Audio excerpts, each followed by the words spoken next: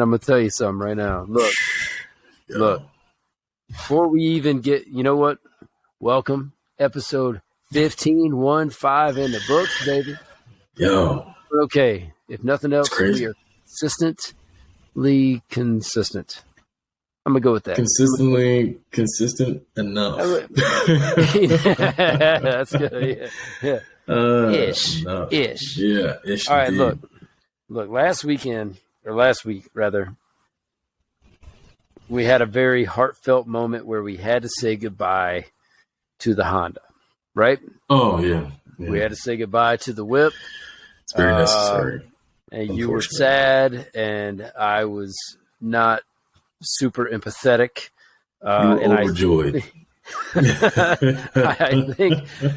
think karma is a cruel bitch. Oh, So last week you said right before we started out that you had to. I'm gonna light up tonight. Rocky Patel vintage 1990 tonight. That's what's you know what. So I actually remember that top 30 I was telling you about that I wanted to try for the Cigar Aficionado. So about 10 of them, no, not 10. I'm gonna say about 7 of them showed up today. The different types. So I'm about to check off a bunch of those different cigars. Now, some of them I only got like 1, but some of them I got like 5 packs. So nice. Yeah, you have to try the bad boys out. Yeah, let's get after it. I'm going to see you this weekend. Yeah. I'll see you in SoCal this weekend. So let's get together for that. So here's the thing. And this is a long story, but I'm going to try to abbreviate it the best I can, but I'm going to get passionate a little bit, okay? I'm going to get a little bit passionate because I'm fucking pissed off, all right? First of all, everyone's going to understand why I'm pissed off when I'm going to say the next 3 letters, okay? Okay. DMV, all right? Oh, yeah, they suck. Fuck that place. I mean, they do a job, and I get it as their job, and they got a thing to do. But let me tell you something. Like, I've been having issues. So I've got that big Denali, the big dually truck, right? That I pull the 5th wheels with, and California dicked me around for a while when I lived out there. For whatever reason, because I paid cash for the truck. Okay, in 2019, I bought it. 2019, very nice truck, and I was fortunate enough to pay cash for it. I paid cash for it, and California put a lien on my truck, saying that I was the lien holder on my own vehicle. So no, own it now. I own it. They should just give me the title that says I own it, and then give me the registration and be done, right? That's it. Well, that's not how it went down.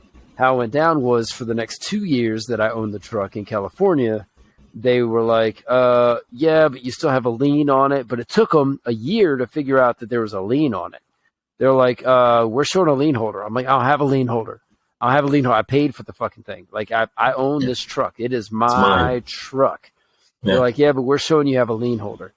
And unless you have a title, I'm like, the title got sent to you by the dealership when I purchased it because I was now the new owner. They're like, yeah, we have no record of that. I'm like, you got to be kidding me. And in 2019, it's a brand new truck. It was used. Had 2,000 miles on it, which means I saved probably $20,000 overall, from buying a brand new truck. Phenomenal truck, phenomenal rig, love it. Just let me register this stupid thing, okay? So, all right.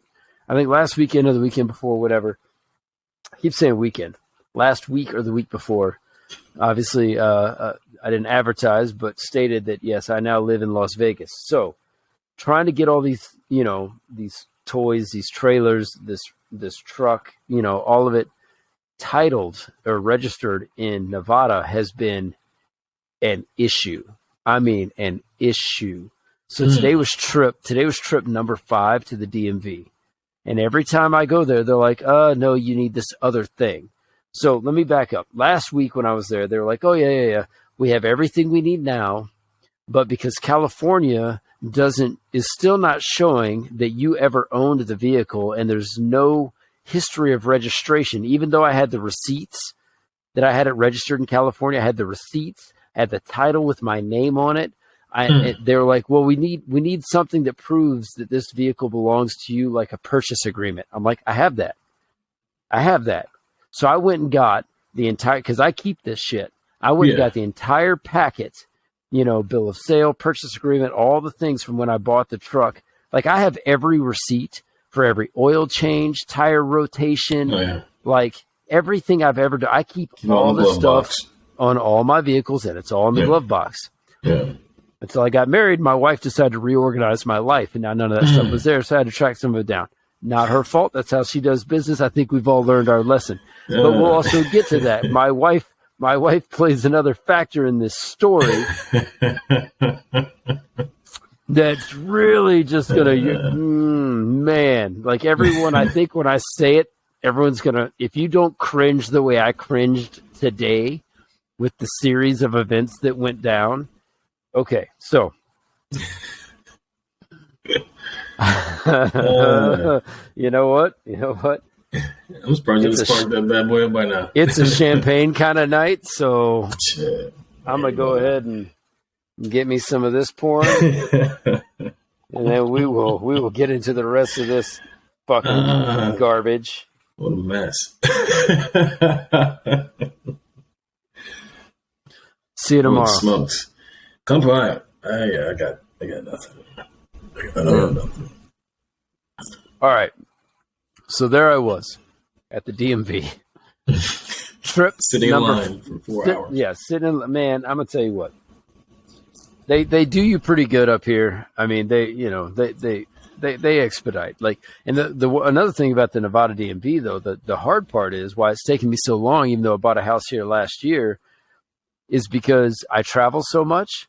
But the DMV up here is by appointment only, and they are booked. They're booked months out, and my schedule. How am I ever supposed to know what I'm doing months away? So I would pick an arbitrary date that was open, and then I would have to reschedule for another arbitrary date months later because I wasn't going to make it because I wasn't going to be around.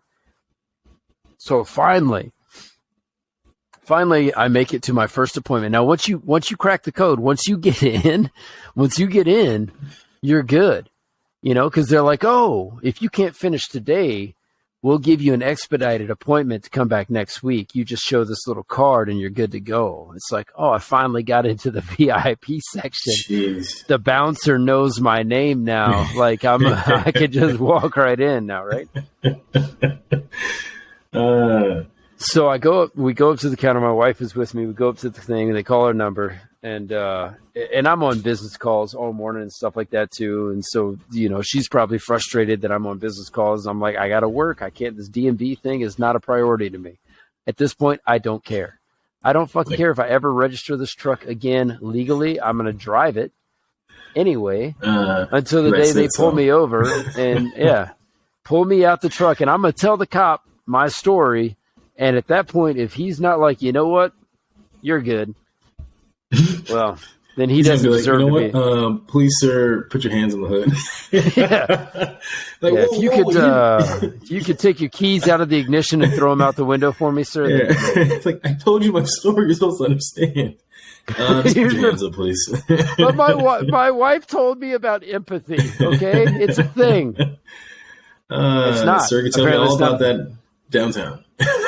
yeah, it's a real good story. Make sure you tell your lawyer all of that. Yeah. So we're sitting there. We get pulled up to the thing, and I'm excited now. Right after all this, the guy last week, he said, "I've got everything in the system. You just got to bring us the purchase agreement for this truck, and you'll be good to go." In and out, no questions asked. I was like, yeah. So I'm feeling confident. Trip number 5, we've been more than agreeable, to the DMV's demands. So, it's like, all right, here we go. Okay, so we're in it. We're there. We hand the papers, slide them across the desk, and the girl goes, I'm going to have a manager look at this. I was like, fuck, nope. Wait, hold on. Time out. That's not what was supposed to happen. You were supposed to take the papers.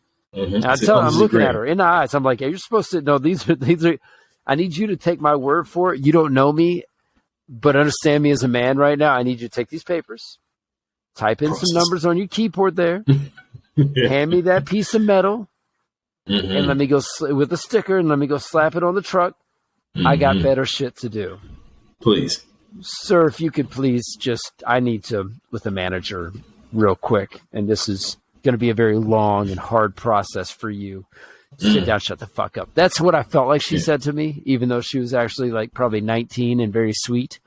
Was that before or after she asked you if you would like a water? She never asked me if I wanted water. Not even once. Not even one time. And I even told her, I was like, you know what? Your attitude is the problem. And the fact that you don't offer people who have been here more than an hour and a half free margaritas is another problem. Ridiculous. It would solve a lot of problems if you had a bar in the back for everybody that had been hanging out for over an hour. Could you imagine going to the DMV and they had a policy like, if you're here more than an hour, you get to go into the bar in the back, free margaritas. Man. I'd be like, don't call my number. Don't call my number. Don't call my number. Don't call my number. It wouldn't be a big deal. I think it would be awesome, actually. The DMV would be like the place to like pop off. Be like, oh, man, like, where are you going this weekend? Actually, I'm going to DMV. Go to DMV, baby. You're all suited and booted. You're like picking up chicks at the DMV. Every month you get a new custom plate just to go to the DMV and pick it up. It's like, man, that place is popping, man. I own all these bad boys. Yeah. Man, I'm telling you.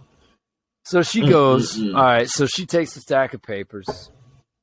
And now mind you, and wrap your mind, anyone who's listening, wrap your mind around this. In this stack of papers is all of my receipts of registration. Not proof of registration, because California had a fucking thing with who the lien holder was with the title and all that. They finally realized they made me my own lien holder. Weirdos. So last week, actually, before I even get into this next part, last week, I had to sign my own title to myself. I had to release my lien against myself to myself. I don't understand that, though. Why doesn't the dealer get hit for all this bullshit instead of you? However that got screwed up, the dealer knows that they sold it to you. They have all that documentation. They got all that other stuff. It wasn't the dealer. California admitted fault. They're like, oh yeah, our bad. I'm like, well then fix it. They're like, well, we can fix it for you, sir, but you have to submit this form, and I can't remember what they called it, some fucking weird title. I'm an idiot form. You know what I'm saying? I'm an idiot form. Fill out this form. And you have to snail mail it in to headquarters, DMV in Sacramento, and it will take them 4 to 6 weeks to process it once it's been received. Ridiculous. I was like, I borderline was willing. I borderline was like, at the DMV today, my wife was there. I was like, how much do I need to pay you to make this bleeding stop? Man, yeah. What would you say you do here? Right. So I'll even get to that. So last week I had to sign my own fucking truck over to myself, releasing the lien to me, the owner, releasing myself from the lien I had on myself from California. Like the common sense is gone. It's a nightmare. Okay, so I did that. All right. So she takes a stack of papers. She goes to the back. She comes back with the manager. And the manager's like, so we pulled your records, even though you have the receipts of registration, you don't have the proof of registration. So we don't actually have any, tangible proof that you've paid the registration, even though you have the receipts. The receipts don't matter, essentially. So we need to know, verify that you own the truck. I'm like, okay, here's the title. Yes, sir, that's great. And we seen that you signed your lien off to yourself. Okay, that checks. Okay, good. Okay, yep. So you own the truck, but we still need a secondary form of proof. I'm like, yep, I was told about that. Here's my purchase agreement from the dealership with all the information, what I paid for it, the taxes I paid for it, all that kind of stuff. He goes, okay, yep, great. He goes, here's the bad news. Without the proof of registration, because of the lien holder bullshit, California never finished their end of the registration process. So they took my money. I have the receipts of them taking my money, but they never finalized the registration. So for the last 3 years, there is no name associated with the registration on that truck. And they said without that, proving that you had it registered, you're going to have to pay back registration plus sales tax on top of the initial purchase of the vehicle to register in the state of Nevada.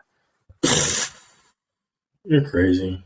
And I said, just for fuck's sake, what's that look like?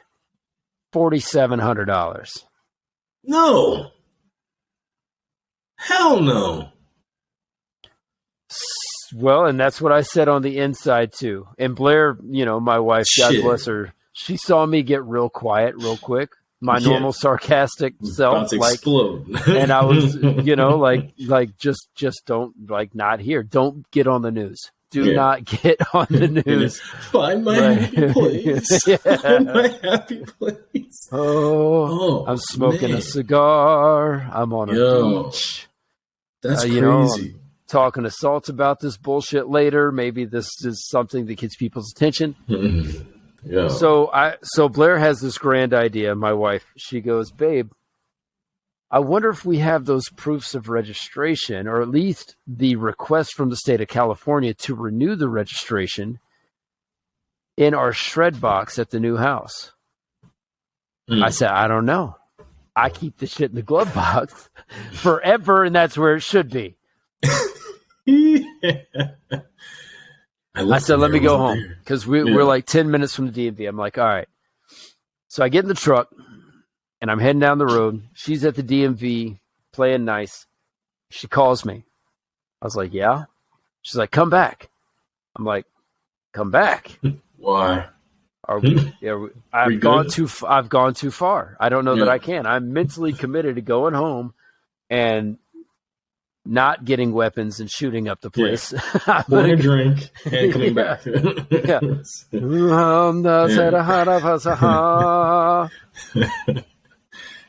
She goes, just come back. And I was like, she's not being descriptive enough. This is not good news for me.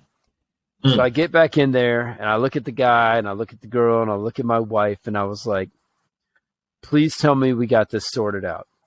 We paid the registration fees for the next year. You got a plate you're going to hand to me. We're all good, and I'm going to walk out. They were like, well, sir, not exactly. Shit. You could have told me so on the phone. I'm like, yeah. I'm like, what now? What now? Well, we think we found a loophole. I was like, okay, you have my attention. You're going to sell your wife your truck for $0 so she doesn't incur any sales tax. And because it will be a new registration under a new owner, you won't have to pay all the back registration fees or the difference in sales tax from the initial purchase. And when she gets the title, she can add you to the title and add you as a user of the vehicle. Oh, user. And I would.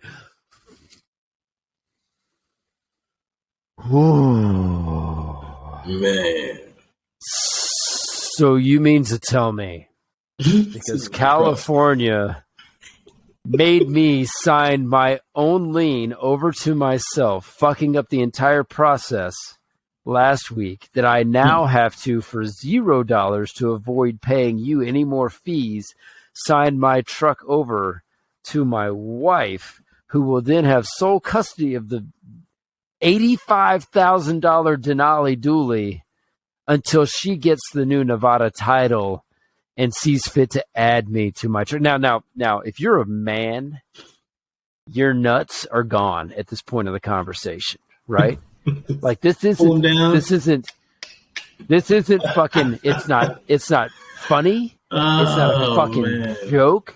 It's not a fucking loophole. This is devastation to take my man card, run it through the shredder, and I'm going to go join the fucking ladies at the brunch that we did a couple weekends ago. Okay. Cause I don't need testicles or a dick anymore. My truck, I just had to it's gone. Okay. That's ridiculous. And she looks at me and she goes, "Are you okay with this?" And I couldn't help myself. I was like, "No, I'm not fucking okay with it." Like, no. And the whole DMV got like quiet. Like there was like 300 people in there and everybody stopped and looked at me and I was like, "I'm not okay with it." I was like, just so we're all clear. And I told the guy, I said, "Your process is so broken. Shit. It's so broken that you will recognize her as a brand new owner of a vehicle that I have given you at least 30 documents worth of proof that I own, but because you can't pull it up in your system because California fucked it up and had no proof of registration, they just didn't do their job. The only way for me to get around spending another $4 or $5 in fees is to sell my wife my truck for $0.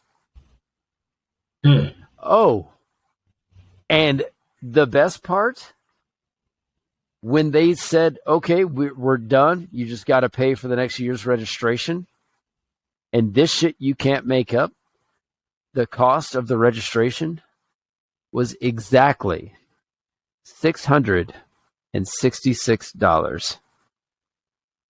I was like, "You guys are the fucking devil." You're evil.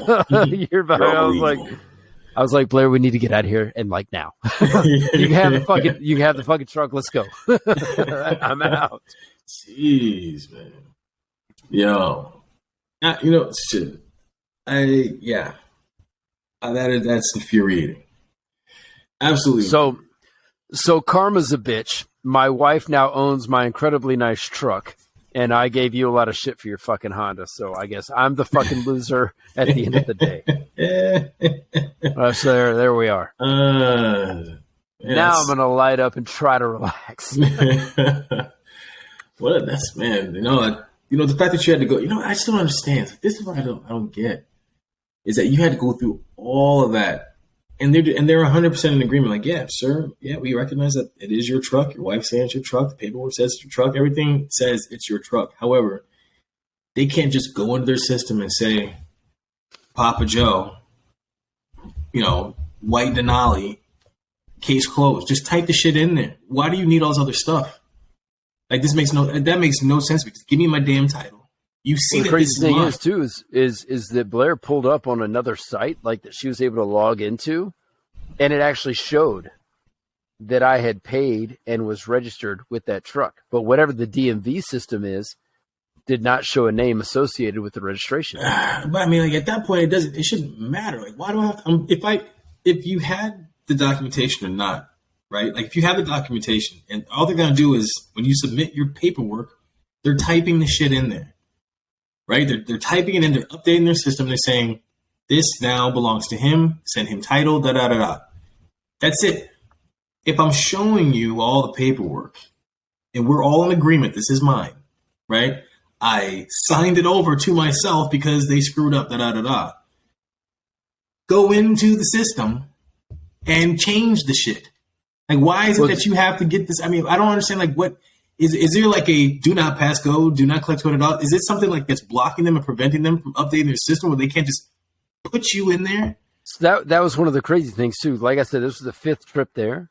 Every trip it's been, you need something else. Right? So, I mean, the first time we didn't really have any of the documentation, right? Like I just went in, I was like, I want to register these things. They're like, "Oh, we need this, that, and the other." I'm like, oh, okay, I kind of expected that. First trip to the DMV, I'm going to get nothing accomplished. That I always anticipate. But then they're like, "Oh, yeah, well, you need, you need the title." All right, well, here's the title. All right, well, oh, there's a lien on yourself, whatever. You got to sign that over to yourself, type of thing. And it was, and then the whole like you got to provide the proof of purchase, stuff like that. Ridiculous. So what's crazy though is. So my wife has what's it called where she can do things in my name? Power of attorney? Yes, thank you. She has a power of attorney. and I was gone. This was like the third trip, and she went in there, and they were like, "Oh, unfortunately, your power of attorney doesn't work for signing a title. Wish your husband was here to sign it, because if he could sign it right now, we could get it registered." So 3 trips ago, me just being there and releasing that lien to myself would have been good to go. Mm-hmm. Yeah. And last trip, doing that plus providing proof of purchase would have been good to go. And the guy even told me, he goes, "I got you all set up in the system. All you need to do is come in with that proof of purchase. You can be solid." And then it's all this other fucking bullshit. And at the end of the fucking day, the joke's on me. I lose my truck to my wife, which I made the joke earlier, and it was probably a little unsettling because I made it in front of my mother-in-law. I was like, "Look, I get it. I get it. I bought her a house in Las Vegas. I'm never here, hardly ever, except for tonight, I've got these kids. She does all of our budgeting. I just signed over my truck to her.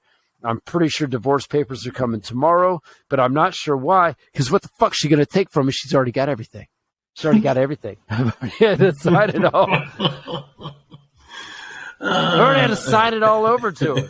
Yeah. I got nothing else to give. Jesus, man.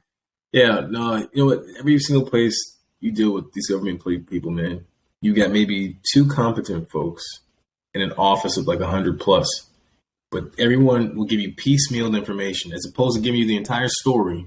And you got to keep going back and forth, or you got to get back on that phone and call and sit there on hold for an hour, waiting for someone to pick up. And then the thing is, and you know what's one of the most infuriating things too, like especially when you call these people, you know what I'm saying, is when you have this long conversation, come to find out they can't help you. So, okay, well, I'm going to transfer you to the other office. I appreciate that. And I'm going to put some notes in here. That sounds great. Why is it that when I already know. Yo. Yeah. Why is it that when I get transferred over, I'm having to say I'm having to do my whole spiel again? Why was I gotta recreate the entire fucking thing again, just for you to also not be able to fucking help me, man. Oh yeah, you know what? That's you know what? I'm gonna have to pass you on. And the things you're getting interrogated over and over and over and over and over, getting nowhere. And it's just like, and this happened to me. This was last week. Like, do we ever meet these people out in public? You know what? Like, I really wonder if we ever meet these folks out in public. I think we do. We just don't know. I don't know. They're not going to admit it. They're not going to admit it. I've never met anyone who is like, "Oh yeah, I work at an insurance call center." No, they're not going to admit that because they already know you would get punched right in the face. Man, in the face. Ma'am, how old are you? Don't care. Bow. Oh. You're like, yeah, that's what I thought. Yeah, man. That is crazy. For years. Yeah, that's for you. That's for her. That's for everybody. You got friends here because I'm gonna punch them in the fucking nose too.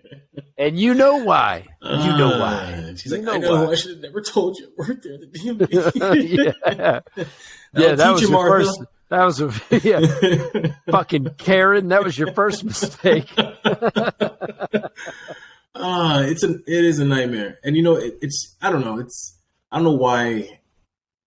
And the thing is, what are you gonna do, right? And the thing is, and every single time too, as frustrating as it might be, I have to be very polite. Hey, I appreciate that. Cordial. Thank you so much. On another level, though, like on another level, I have to be like outside of my body polite. You can't roll legal without them. That's man. They have a monopoly on that shit. Oh man, there's nothing you can do. You have to put that best phone voice on. You better not put any type of irritation in the tone of your voice. You know what I'm saying? Because now you're not going to get anywhere.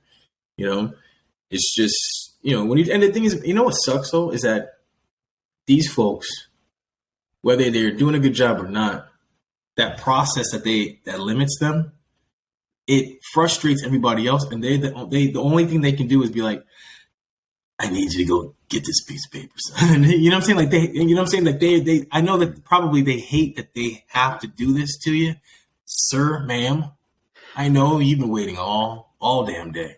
You mean? And with no margaritas, man, and I wish I didn't have to tell you this. And granted, you're number 568 and you got here first thing in the morning. And number 10 was dinging when you walked through the door. But I made you go get this done, and I apologize. And then things, what the thing, they're giving you bad information, send you off only to come back and you have to do it again. So I don't, well, I have to imagine that, like, and one, you have a very valid point. Look, anyone who knows me knows I mean nothing in the way of harm or angst or anything to the people that work at the DMV. Look, they're doing a service. They're doing their job. Mm. I got no issue with any of them because, and I will tell you from the get-go, every DMV experience I've ever had, they were so nice and so polite to me. Mm. Yeah. But you also know that I am a very logical person. Mm. And when I am presented with an illogical argument or I am finding holes in your process, such as what led me today to having to sign my truck over to my wife so that I could get a fucking license plate, like I'm just help me help you. So, customer service, that job anywhere to me is probably one of the least wanted jobs. Very thankless of them, and I would say salespeople. But it's almost, I won't say this is the same, but same. You know what I mean? In terms of like that business world, salespeople, customer service folks. If indeed customer service is the worst, you know what I'm saying? In my personal opinion, I'm not built for customer service. I know that. And a lot of people would disagree, and I understand you why don't they would say. disagree. No, a lot of people disagree. They're like, "Oh, man, it's all very personal." Blah blah blah blah blah. No, I completely. On your face and you have a great time. I completely agree. You are not paying for. I'm not. I know you on a different level, though. Man, it's not for me. So my thing is, where's the worst place to?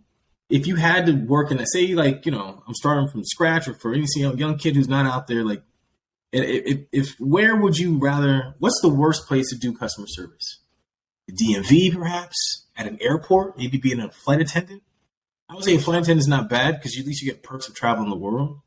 But where's the worst place to be working in customer service? Maybe at the mall? I wouldn't want to be that. I wouldn't want to be that lady making sandwiches in Michigan or whatever. That guy, fucking it's all in the news. I sent you the article. It's all in the news. This fucking dude. They're calling it racism, of course. Why not? Because it was a black guy it was a white guy talking to a black woman. So it must be racism. Because that's the first thing we go to, right? It couldn't be that he had a shit day and was really looking forward to a sandwich, but this particular place ran out of bread. He's like, fuck. He's getting a protein style. The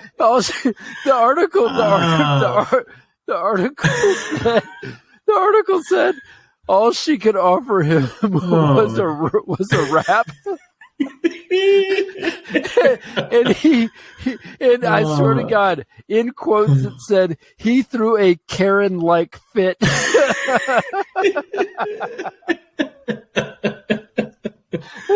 Oh man, I got tears. I'm sorry. That's the equivalent of when you come home and you're just like, damn man, you know what? It's been a long day.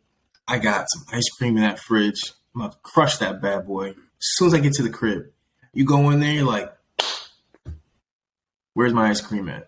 Where's my fucking ice cream? Where's my goddamn ice cream? And then instantly you already know the usual suspects. You're just looking at people. Was it you? Huh? Was it you? You're just going after folks. Karen! Man. And then you just start losing it. And people wonder, well, you should just calm down. And then that's just gasoline on there. What? I should what? You start losing your mind. I've seen you lose it. That fucking laugh you have. You're like, I should. I'm going into a place that nobody wants to be at. I'm bugging. Look, man, look that the Joker couldn't survive there. All right, it's a fucking dark place.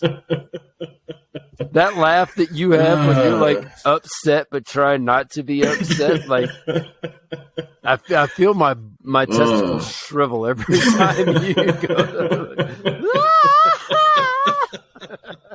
Oh, this isn't gonna be good. This is gonna be bad. Yeah, crazy, man. Yeah, I don't know. Yeah, there's some pretty shitty positions people have to be worst place for customer service. I mean, look, DMV's got to be one of them because nobody wants to go there. No. Everybody, and no one's in a good mood going to the DMV. Yeah, because employees, everybody. Well, I mean, just out the gate, you know that you're going somewhere to spend hundreds, if not thousands, of dollars. True. That you may or may not have, and a lot of hours. And a lot of hours, so you had to take time off work. Mm-hmm. So you're losing money to pay money. Mm-hmm. Right, so I mean, so I think you already. I think DMV, man, DMV might be. Think so. What about if you're working, like you said, like maybe the front desk in an airport, and it's Christmas time, dealing with some shit like that. I mean, you got to deal with some people, but you're talking about like. I guess it depends on how you swing, man, because the DMV, it's probably day to day. They're just like, look, you got to pay us money and this is not going to be an easy process. It's understood versus the airport where you're like excited, like you're excited to be there. You're excited to go on a flight and the flight attendant is excited to get you the fuck out of there. Right. Cause they want to go home and get some rest. And then the snowstorm comes through on Christmas Eve, and now everyone's in the airport and nobody's fucking happy because the flight attendants aren't happy. The passengers aren't happy. They're calling you names. Yo, recently, not last time. I'm in the airport all the time. Very recently, though, I will be appropriate here, right? But there was this black guy about your size. He was in front of me talking to the gate agent, and the gate agent was a black guy that would make you and I both look small. He was a big dude, super nice to me, but to the male in front of me who was throwing a Karen-like fit, and the guy in front of me started dropping the M-bomb to the gate agent, turns around, tells me this guy's nothing but an M-bomb, da-da-da-da-da, and I was like, cool, man. I don't, I'm not part of your fucking circus, bro. You know? Yeah. So I walked up and the guy, like, he just, bing, he switched. He's like, hey, sir, how may I help you? And I was like, first of all, I don't know that man, but I would like to apologize for whatever he just said to you. Tell her to shut up. Man, you know what? China is all up in our grill tonight. I apologize. Apple's on a frenzy.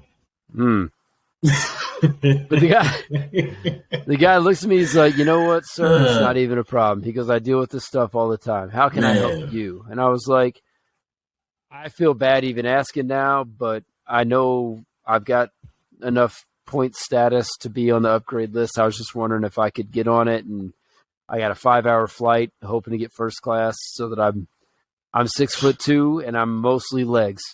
Sitting in the back it's not good for my legs, my knees, my circulation, for that matter. So nothing. And plus, they don't have free drinks back there, which makes it even worse. He's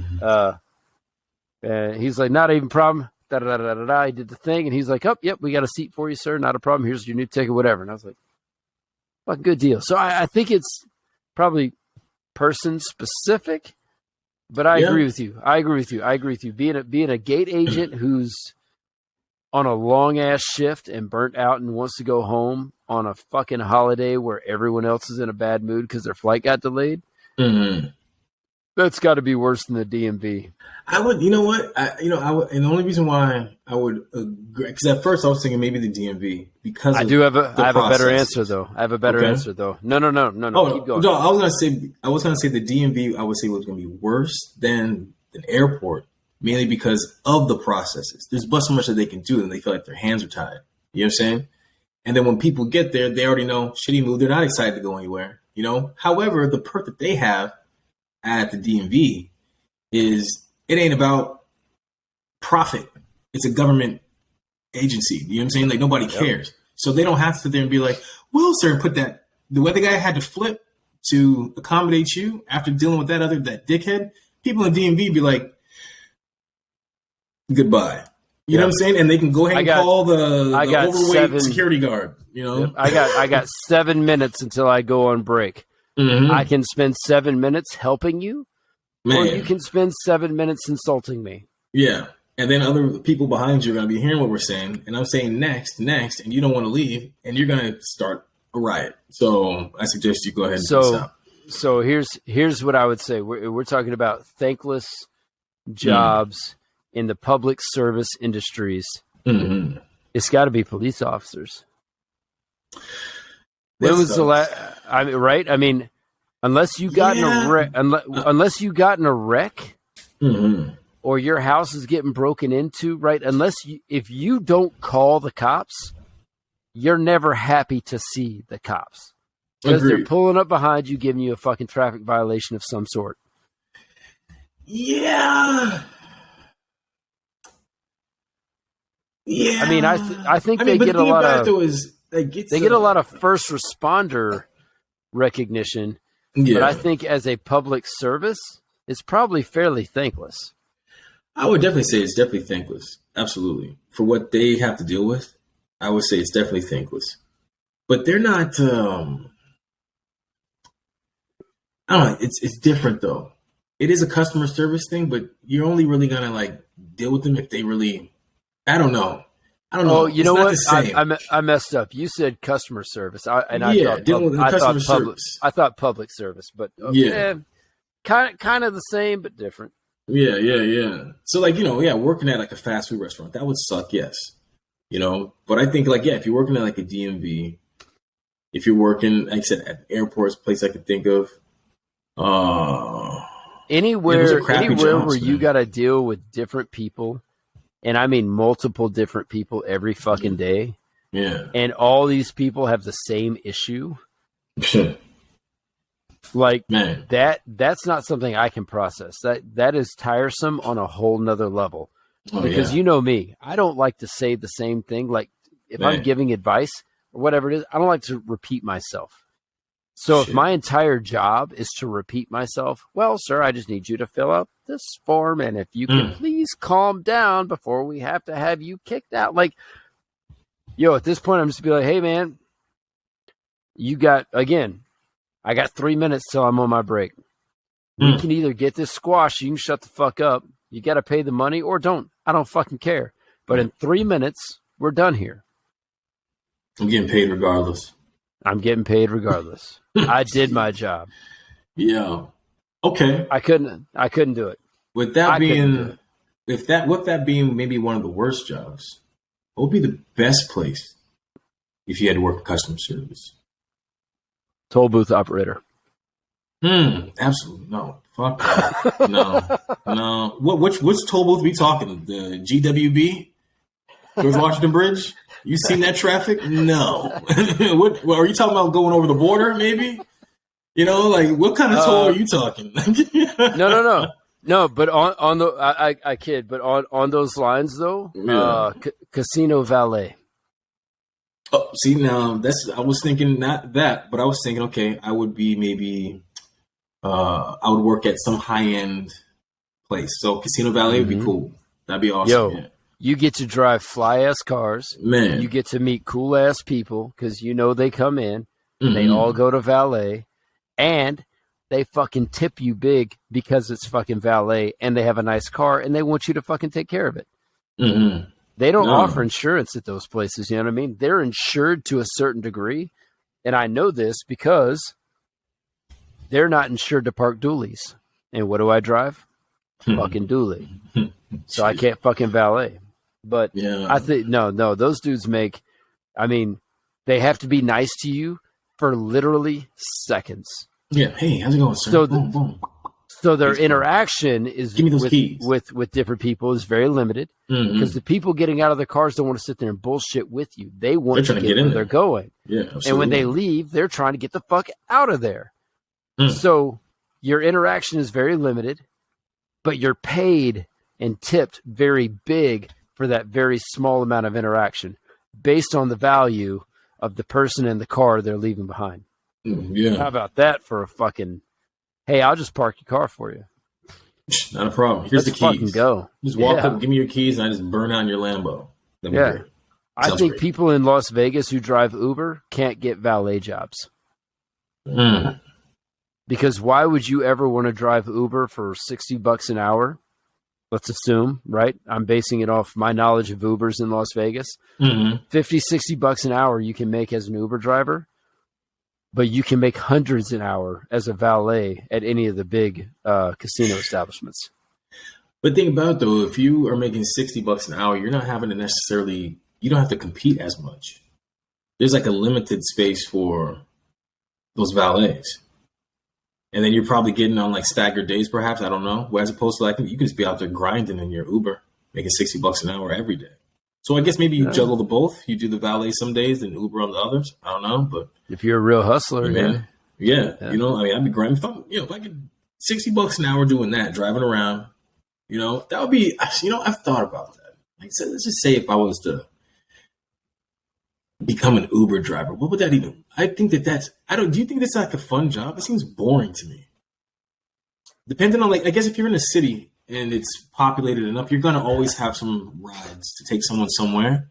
But I would be, I would want to just turn my music on and just tell them and just drown them people out. I wouldn't want to really chat or anything like that.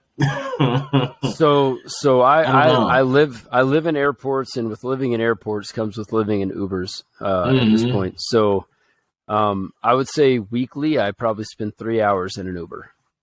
Okay. Average a week, right? Which I think is a pretty significant amount of time because it's at least 2 trips back and forth to an airport, depending on where I'm at, where I'm going. And I would say I've met an equal number of Uber drivers who were cool with just zoning out, which is my spot, right? I typically, unless I'm invoked, and I'm a very social person, you know that, but at 4:00 in the morning, I don't want to hear your life fucking story. Right? I got up at 3. I got my shit, I kissed my wife. I went and kissed my kids when they were sleeping, and I grabbed my shit and I left. I don't need to hear your life story at 4:00 in the morning. Now, if I'm slightly more awake and I'm having a really fucking great day and you're somewhat entertaining, I've had great conversations. Now, I will tell you, the drives I've had where I had phenomenal conversations, they went by so fast that I was like, fuck, I wish I had more time with this dude or this chick, whatever, who's driving. Yeah. I think it's 50-50 though, I'm talking about for you. If you were an Uber driver, would that be a job that you could do? I think it would be the same thing. Because it's my job, I think, look, man, when I promoted back, and I'm letting more of my history out. Well, I guess when I was a promoter back in Hollywood, I got paid to be on. Yeah. I got paid to be on. That's like your state, though, too. Right. That's like, but like I'm not. Yeah. But you also know I'm not always on. No. There. I think there's been times when you and I have been smoking a cigar, and I'm like, hey, I'm out. I need to go fucking be by myself. For whatever reason, this is not changing I just need to go be alone. And you've probably been in, I know for a fact you've been in similar mindset, but I mean, it comes down to this. I mean, if you're getting paid for a job, do your fucking job. Right. And what's fun about Uber that I've noticed, you can select options on there, Do you want a more hype environment type of thing? Do you want? Do you want it cooler? Do you want it a little bit warmer? Do you want music? You can choose different options in there, which I think is really cool. And I've chosen them, and they've been completely disregarded. But, yeah, Yeah, no. If I was the driver, I would read my audience. Yeah. Hey, how's it going? If they're like, hey, how are you? Where were you born? I'd be like, all right, I guess we're fucking talking. We're doing it. But if they're like, hey, good morning, and then they put their headphones in, I'm not Say fucking no trying. Yeah. But I have people where I will have headphones in. I will be in the middle of a business call in the back of an Uber, and they will tap me on the knee and be like, hey, so what do you do for a living? And I'm like, nothing. I don't want to be rude, but I need you to have some situational awareness right now too, you know? Yeah. No, I mean, I'm the same though. I don't mind chatting with folks. I really don't. Especially if I go in an Uber, I'm like in their space. I don't give a damn if it's like a ride or not. Like I'm in your space. I kind of follow their rules. That's fair. It's like if I go to somebody else's crib. You guys want to chat? Let's chat. If you guys don't want to chat, then I guess I'll just sit here and do nothing. You know what I mean? So, if I get in someone's car, and I'll get in my Uber and go back home. yeah. You know what I mean? It's like I'm out. So I mean, like I don't know when it comes to, like people's cars, because like not everybody's chatty. And even for me, I can easily just stare out the window and do whatever. But some people they want to chat, and my thing is just like what it is. It's like too is it goes both ways. I don't know how. I have no idea how I'm a 4.98 on my rating on Uber. Not sure. I'm assuming that it's because I ordered an Uber and I was with other people and maybe someone docked me. I have no idea. However, I'm a 4.98. Oh, you don't understand why you're that low. No, because I don't do anything. I was thinking 4.98 out of 5. That's pretty fucking good. Yeah, isn't it out of 5? A 5.0 is the best you can get. Yeah. Did you not tip? See, I don't know. Did you not tip somebody? So the thing is, I usually, this is me, right? I typically only tip based on... No pun intended there, right? I typically... I didn't even notice that, but yes. Sorry. I got kids, man. I got kids. But I mean, I usually don't. Unless it was just like, I don't know, some off the wall experience. Because I'm gonna tell you this, Uber, and they can go ahead and come after me if they want. They have pissed me off with their fees. You know what I'm saying? When you reserve an Uber, they're already getting hit for a reservation fee, which I didn't even know that. There wasn't a thing not too long ago. You know what I mean? Yep. Now they're hitting you with a reservation fee. I got charged for like a welcome to California, wear your seatbelt fee. That was like $5. Like I just looked at like the stack of fees, and then like the actual trip was only like $20, but there was like $30 of fucking fees, and I was like, "What is going on here?" I am so confused that I just paid this, and then you want me to tip you? No. We know your black fee, man. You know what I'm saying? Like it's crazy. Like the fees make me not want to tip. This is why I don't even use Uber You were Eats. born over 6 feet fee. Man, you've been given other advantages. Yeah, it's ridiculous. The fees are outrageous. Uber Eats is outrageous with the fees. Uber Eats. Did I tell you about that garbage? Mm-mm. My wife can't use Uber anymore. Oh yeah, that's right. She's been banned. I'll just use Lyft. They told her on the phone she had them on speakerphone, and I was just laughing in the background. They're like, "Ma'am, you need to calm down. But if you dispute this charge one more time, you're not allowed to use Uber or any of the associated Uber apps." And I was like, "Oh shit! Like, what are you gonna do?" She's like, I'll just have you order my Uber." So I'm like, well, that's. Of course. Well, yeah, that's good. Yeah. Of course I will. Speaking of, there used to be an option, a way to dispute fares through the app. Now they make you call. So I tried to dispute fare. Yeah. We were out there in Vegas when happened. That's how this happened. And they didn't pick up. They didn't pick up the fare. Remember, they were trying to. We went one way. They never came through. And I was on the phone thinking, like, okay, where is the dispute thing? Like, couldn't find it. And honestly, I'm glad we're having this conversation, right? Because I need to get on there and I need to dispute that. I want my $5.43 back. Because this dude sat somewhere where nobody, not one Uber, not one Lyft is going. He sat there, he camped out, motherfucker canceled. And then they charged me. And I was like, hold on a second. How you gonna charge me? Because you didn't show up. So I need to get in there. I need to dispute that. That's so glad we're having this conversation because I completely forgot about that. And that was over a week ago. But I don't give a damn. You're gonna give me my $5.43 back. It's the principle. So to wrap up that conversation though, she can't use Uber anymore. So I just signed over my GMC to her today. Drive yourself. You're not going to ruin my Uber account. I laugh to hide the pain. Oh, man. Yeah, man. When they looked to me dead in the eyes and they were like, but it's okay. When she gets her title to your truck, that's how they said it. When she gets her title to your truck, she can add you as a user. And I was like, I'm about to snatch the fucking life out of you right now. It's too funny, too, because as you were driving back home, he was like, hey, no, babe, come back. I think we have a plan. And they didn't tell you over the phone. They wait till you come back.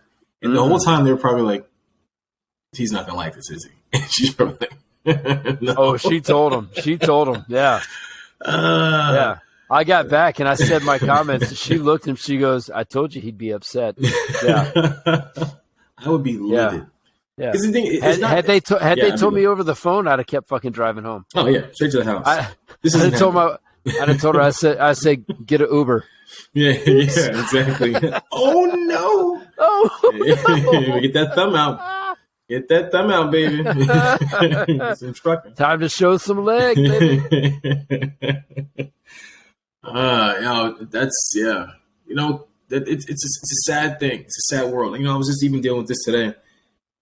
Just the customer service in general, I think, is suffering across the board in every way, shape, or lazy, form. Man. It sucks. Like the robots are doing a good portion of it. I skip. Okay, you're talking about calling into a business, whatever, right? Especially the bigger businesses. They have that stupid robotic lady telling you to speak into the phone your request. And I'm pretty good at fucking English. I'm pretty damn certain, right? So they say yes or no. I say yes. I didn't understand you. Bitch, I said yes. You know what I'm saying? And then it says, I don't understand you. And I go into this loop and I'm like, oh my goodness. Sir, please calm down. It's like, how else am I supposed to say yes? And then they have the nerve, right? When they can struggle with yes or no answers, questions, whatnot, they want you to speak your phone number or speak your social security number or speak your birth, your date of birth into the phone. And you can't even hear yes or no. I'm supposed to say 949. You know what I'm saying? Get out of here. And then it repeats it back. It's like you missed goddamn number. You know what I'm saying? And that I hate the customer service experience. There's not a place out there. But then on the fourth try, they're like, let's try this. They're all playful, like, oh my God.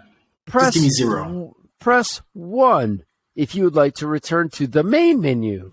Press 2 if you would like to enter your social security number. Press 3 if you would like to. It's like, man, it's infuriating. You know what the best thing that they've done? The best I can't wait for this.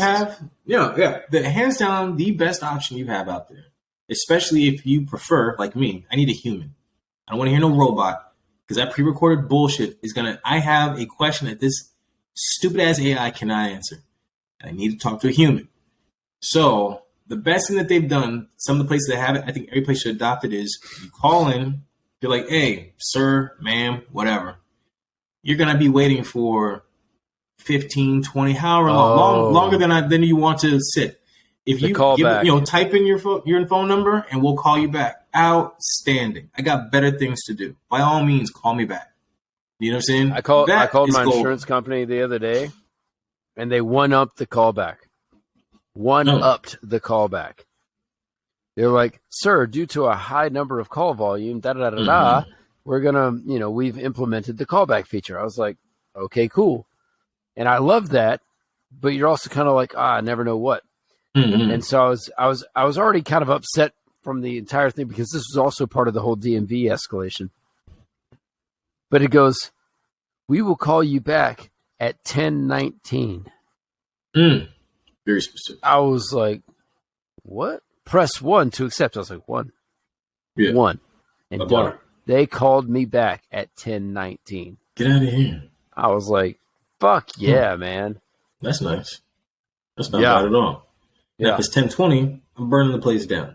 Because I was banking on you guys being you're a liar. I got look, you know, and you know what the thing is though? Like, we have fucking lives. Like how Shit. people operate off of what is convenient for them, to include business entities and otherwise. But the best, so to bring this full circle, oh, here we go. You ready? To bring it full circle, the best customer entities out there, make sure that they put your priorities first, right? Oh, for sure. They understand you have a life, okay? So the best thing that they, like, even to further that would be like, we've implemented a callback option. Yeah. Press 1 for 1 p.m. to 1:30 p.m. Press 2 for 1:30 to 2. Press 3 for, 2 to 2:30. Like, to lay out, like, if I got to talk to an automated system, let me as the customer, this is a fucking idea right here, brother. This is a fucking idea. Let me as the customer be the one to tell the automated system what's convenient for me. And if that's the first option, like, don't give me all the fucking, what do you need to talk about? What's your account number? What's this? Let's make sure we put you in search with the right person. Like, I don't need all that shit. I don't need all that shit. It doesn't matter. I want you to have someone call me back who's going to fuck it up anyway, but at least put it in my court. Like, hey, what's the best time we can call you back? Here's your options, 1 through 9, best times, and boop, there we go. And then you call me back when it's convenient for me. Oh yeah, that's the best customer service you can do, and it sounds obvious. The best customer service would be when you put the customer first, but people don't operate that way. Most people out here doing customer service are fucking lazy. They're also bogged down by processes they can't control. They're dealing with assholes like me, who I can't control my emotions after a certain point of aggravation. Like, I don't want to be here anymore. I know you don't want to be here. I'm not trying to bite your fucking head off. So put me on the phone with the person responsible for you making these dumbass remarks so I can bite their fucking head off and we can actually accomplish something. Yeah. Yeah. No, I mean, yeah. Don't fucking get cheap on me now, man. That's what my dad used to say. Stop getting fucking cheap on me. I agree. We're definitely getting cheap. Training sucks. It's noticeable too. I think T-Mobile they were considered to have like the best customer service out there for like a while. I want to say that they were like and I've never had a bad experience with T-Mobile. And what's so crazy too is that they're making customer service, they give you all these options, right? But you're still dealing with robots. Even when you type a message to them through your phone, you're still getting a robot for a while that's trying to solve your problems for you before you get to the person. But then you get on there with the person and it's more of the same. And they end up telling you, well, you need to call this number. You need to do this. It's like, well, then what are you here for? But I mean, I don't know. They make it seem like there's all these options, but there really aren't. It's just more frustrating because you can't get directly to the situation and knock it out. Some stuff is very simple. But a lot of things, I don't, it's 2023 now. And I don't understand like why some stuff is still so difficult. It's not just 2023. It's April 2023. Yo, this for another 2 weeks, man. For another 2 weeks, it'll be May. I'm already like, we're almost halfway through this bad boy, dude. Already, our we have a family calendar, and not to digress too much, but in fact, this is a whole nother conversation that would be fun to have. But my family calendar, we are already booked out through the summer and starting to look into the 2023 like major holidays. Mm-hmm. Like that's how fast this year is already happening, but that's also how busy our family life is just in general. I mean, we said my wife, she has, this is, you know what? It's a whole nother thing. I'll save it for another time. Look, that's episode 15 in the books. Yeah, man. It was good. I'm gonna go ahead and cheers to a good cigar conversation. A little bit, I think. Man, we'll do the same. Probably gonna do the same. If you're in customer service, service the customer. God bless you, but service the customer, right? If you're fortunate enough to have a job, do the best of it, because only good things can come from that. Work hard. The rewards will come. Keep your comments to yourself. And you know what? But you don't agree. You don't agree. You don't agree. I know I agree with you, but to an extent, people are out there. There's some folks, right, that want to do a good job. They're out there trying to crush the game, right? The lady working at Denny's or whatever. You know what I mean? Like, whatever. They're in customer service. However, you have these entitled assholes that are out here in the world that, regardless of what you do, they're going to find fault in how you operate. And there's nothing that you can do about it. First of all, if you're at Denny's and you order a grasshopper milkshake and mozzarella sticks and they bring it to you and you don't tip them at least 20 plus, that is one of the best drunken meals you can ever have. Moons over my head. Oh my God. If you are not tipping these folks, because shame on you. Two, and I will bump it up to 1. If you can't afford to tip them appropriately for serving you the best fucking drunk food of your fucking life, you shouldn't fucking eat there. Go to the fucking Mickey D's drive-thru like the rest of the fucking poor folks out there. But don't don't fucking order some moons over my hammy and not tip that lady appropriate. Yeah. She just saved your fucking life. Especially if, like, the cooks, they made the sourdough is nice and golden brown. It's got the good buttery taste to it. The cheese nice and melted. Got the ham on there. It's all grilled to perfection, stacked up. Then they cut it down the middle, down the half. It's like, oh man, it's awesome. Eggs are over medium, so it's not super like yolky, but just a little bit, just a little bit of nice soft. Absolutely. When it's done right, it's done right. And it's like, man, that's a game changing meal. Game changing. Yo, that'll change your life. Please share this $200 tip with your cooks. Man, absolutely. Like, go back there, just shake everybody's hand. Hey, listen, Hector, pleasure to meet you. Mike, hey, love you, my boy. Yo, you guys keep doing what you do. God bless, huh? God bless. Yeah. Fist bumping everybody in the kitchen. So they're like, Salt and Pop are here again, huh? They're like, yep. Like, all right, let's put on the show, baby. Put on the show. They're out there doing like hibachi grill stuff in front of us. You know what I mean? Yo, it's got the onion tower. You know, it's Lemure, Beauty and the Beast up in here. Be my guest. Hey. I got